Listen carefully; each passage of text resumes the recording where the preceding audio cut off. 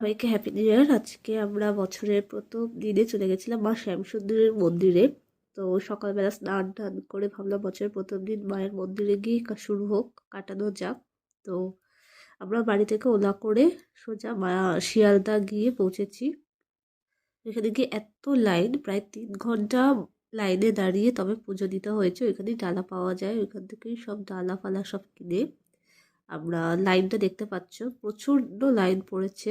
প্রায় college street ছাড়িয়ে গেছে, এতটাই লাইন। আজকে বছরের প্রথম দিনে সবাই মায়ের কাছে গেছে, পুজো দিয়েছে।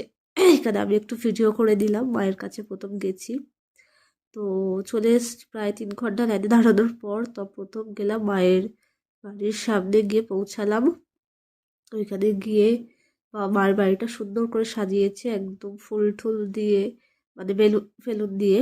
তো এরপর ঢুকেছি ভেতরে, ভিডিও করতে দিচ্ছে না আজকে দেখলাম। অন্য সময় জানি ভিডিও করতে দেয়, কিন্তু আজকে ভিডিও করতে দিচ্ছে না বলে মন্দিরের কোনো মায়ের ফটো বা ভিডিও আমি তুলতে পারিনি।